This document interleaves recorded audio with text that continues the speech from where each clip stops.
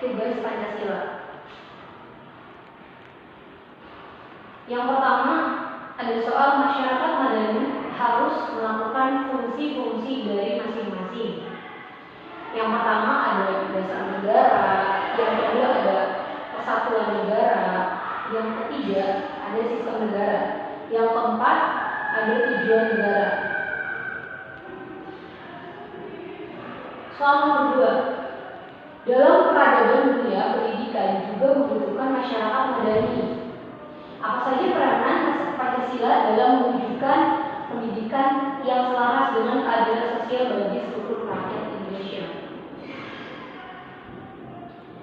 Ya, ada fungsi yang pertama yaitu fungsi dasar negara.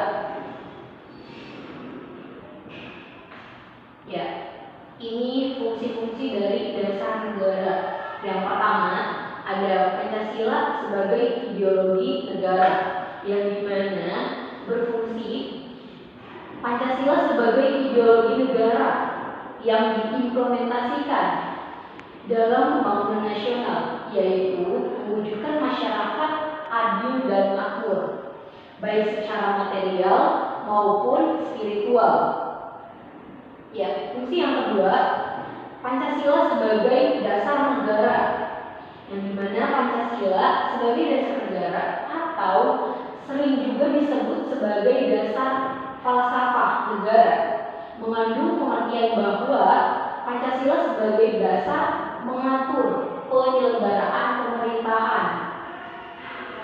Ya, ini lanjut ke fungsi yang ketiga, yang dimana Pancasila sebagai jiwa bangsa Indonesia. Pancasila sebagai jiwa bangsa lahir bersamaan dengan adanya bangsa Indonesia, yaitu pada zaman Sriwijaya dan Majapahit. Hal ini diperkuat oleh Profesor Mr. A.G. Prigodipdo dalam tulisannya tentang Pancasila. Ya, lanjut fungsi keempat, ada fungsi Pancasila sebagai kepribadian bangsa Indonesia, yang dimana fungsi ini Pancasila diwujudkan dalam sikap mental, tingkah laku, serta perbuatan. Sikap mental dan tingkah laku yang dimaksud adalah bangsa Indonesia mempunyai ciri khas yang membedakannya dengan bangsa lain. Ciri khas inilah yang dimaksud dengan kepribadian. Ada fungsi yang kelima, yaitu Pancasila sebagai pandangan hidup bangsa, yang dimana Pancasila sebagai pandangan hidup bangsa mengandung makna bahwa semua aktivitas kehidupan bangsa Indonesia sehari-hari harus sesuai dengan sila-sila dari Pancasila. Nah, ada fungsi yang keenam, yaitu Pancasila sebagai sumber dari segala sumber, yang dimana sumber tertib hukum Republik Indonesia adalah pandangan hidup, kesadaran, cita-cita hukum, serta cita-cita moral yang meliputi suasana, kejiwaan, serta watak bangsa Indonesia. Nah, lanjut ke fungsi yang ketujuh, yang dimana Pancasila sebagai perjanjian luhur bangsa Indonesia. Maksud dari ini, pada saat bangsa Indonesia mendirikan negara atau proklamasi 17 Agustus 1945, bangsa Indonesia belum mempunyai undang-undang dasar negara yang tertulis. Ya, kita lanjut ke fungsi yang ke-9, yaitu Pancasila sebagai falsafah hidup yang mempersatukan bangsa, yang dimana sebagaimana nilai dari sila ketiga, yaitu persatuan Indonesia, Pancasila merupakan sarana yang ampuh untuk mempersatukan bangsa Indonesia. Baik, sebelumnya perkenalkan nama saya Ian Marian. Di sini saya akan melanjutkan presentasi atau menjelaskan apa yang sudah dijelaskan Febri. Di sini ada persatuan negara dari poin B. Di sini ada beberapa fungsi-fungsi dari poin B, yaitu yang pertama adalah mengatasi perbedaan. Untuk mengatasi perbedaan ini yaitu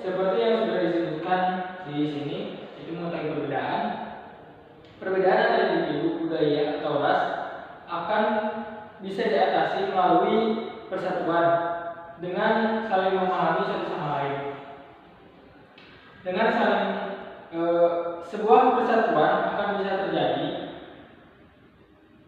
Hal ini akan menjadi kekuatan yang begitu kuat dalam menjaga hubungan yang rukun.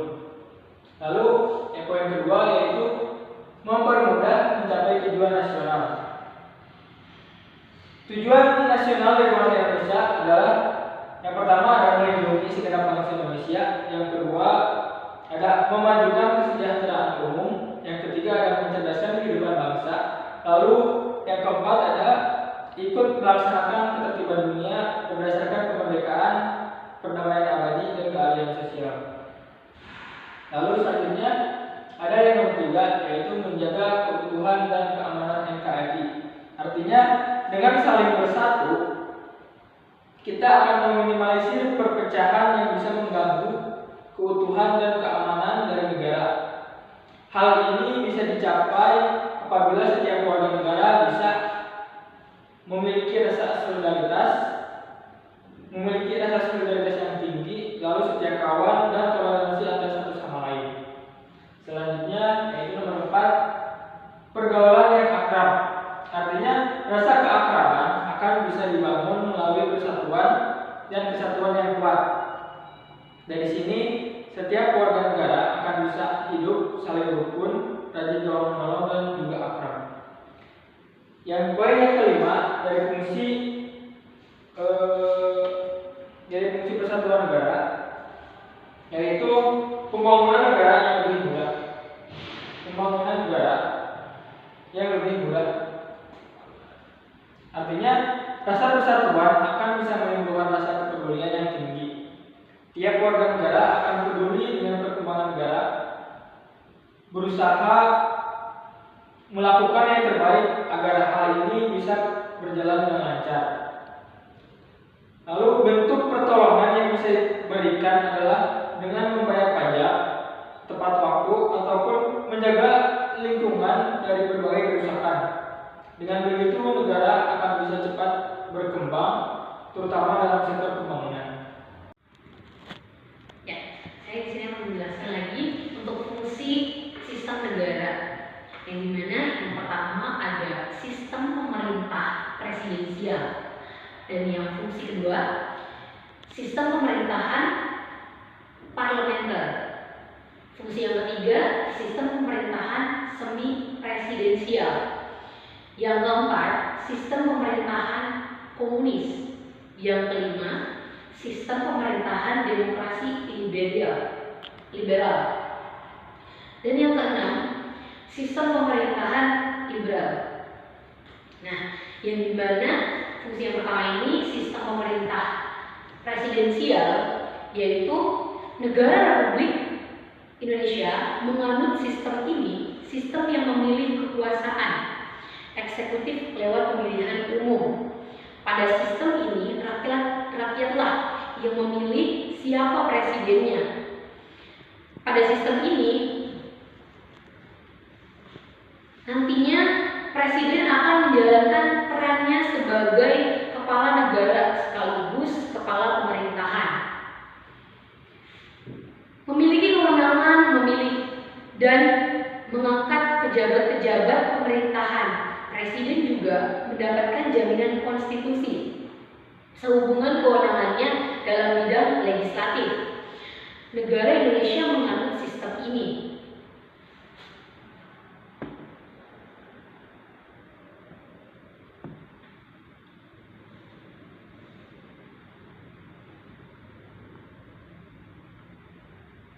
Nah, fungsi yang kedua yaitu sistem pemerintahan parlementer.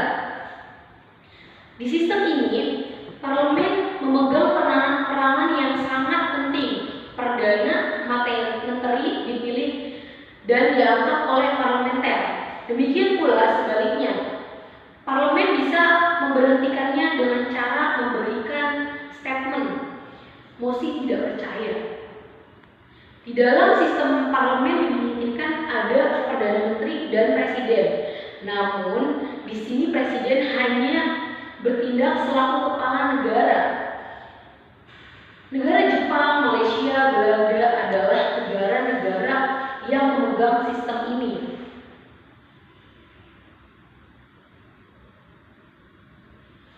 Nah, ada sistem pemerintahan semi presiden yang ketiga ya. Sistem ini merupakan gabungan dari sistem presidensial dan parlementer. Karena presidennya dipilih oleh rakyat, menjadikannya memiliki kekuasaan yang luas dan kuat. Bersama-sama dengan Perdana Menteri, Presiden menjalankan kekuasaannya. Yang memanut sistem ini adalah negara Prancis. Nah, untuk fungsi sistem pemerintahan komunis, yaitu dalam komunis semua sistem pemerintahan dikendalikan penuh oleh Partai Komunis. Partai Komunis ini bertindak anti kapitalis. Kekuasaan akan berlangsung secara penuh, tidak mengakui kepemilikan akumulasi modal pada individu. Lanjut ke sistem pemerintahan demokrasi liberal, yang dimana kebebasan individu sangat ditonjolkan dalam sistem ini. Demokrasi liberal disebut juga dengan demokrasi konstitusional. Individu akan dilindungi hak-haknya oleh undang-undang atau konstitusi. Apapun keputusan yang diambil oleh pemerintah, jangan sampai melanggar kebebasan individu. Amerika Serikat dan negara-negara persemakmuran menjalankan sistem ini. Ya, untuk fungsi sistem negara yang keenam, di mana sistem pemerintahan liberal.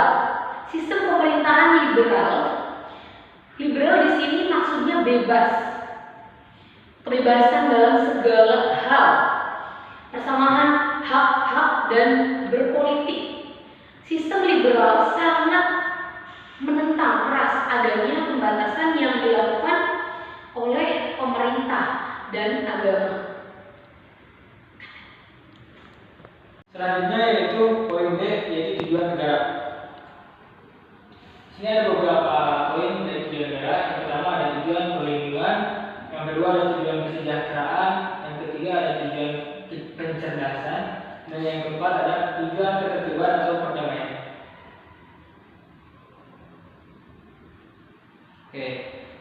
Oke, selanjutnya di sini saya akan menjelaskan dari nomor 2, yaitu peranan Pancasila dalam mewujudkan pendidikan yang selaras dengan sila kelima. Sila kelima yaitu keadilan sosial bagi seluruh rakyat Indonesia. Tidak ada yang boleh membeda-bedakan status dalam pendidikan Indonesia. Berkomitmen untuk melaksanakan Pancasila sebagai warisan budaya kita dan sebagai prinsip dasar Republik. Seorang pemimpin yang mampu memberikan contoh kepada semua orang dan tim kepemimpinan lokal. Ini akan menjadikan motivasi orang untuk mencapai yang terbaik di setiap aspek kehidupan. Lalu, sila kelima atau keadilan sosial bagi seluruh rakyat Indonesia. Masyarakat Indonesia menyadari sepenuhnya bahwa manusia memiliki hak dan kewajiban yang sama di mata hukum untuk menciptakan keadilan sosial untuk seluruh rakyat Indonesia. Maka dalam hal ini perlu adanya kesadaran dan perkembangan sikap dan suasana kekeluargaan dan gotong royong untuk segera masyarakat Indonesia. Untuk itu perlu adanya kesadaran sikap yang adil antara sesama dan menjaga antara hak dan kewajiban serta menghormati harkat dan martabat orang lain. Implementasi sila kelima dari Pancasila yaitu menanamkan sikap tolong-menolong sehingga dapat terwujudnya kehidupan yang rukun dan damai. Kerja keras juga diperlukan dalam implementasi sila kelima ini untuk kesejahteraan bersama.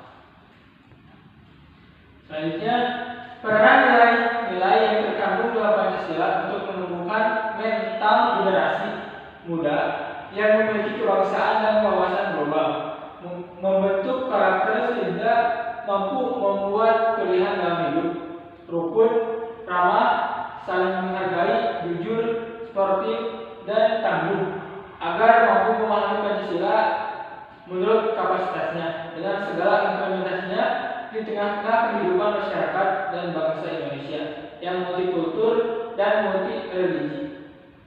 Sikap nasionalisme bisa dimulai dari hal kecil saja, misalnya membuang sampah sembarangan, membuang sampah pada tempatnya. Dari hal yang sangat kecil tersebut dapat diambil keuntungan dengan lingkungan menjadi bersih dan terutama sungai menjadi bersih. Oke. Mungkin untuk presentasi kali ini cukupkan sekian. Apabila ada yang ingin ditanyakan bisa komen di bawah. Terima kasih. Assalamualaikum warahmatullahi wabarakatuh.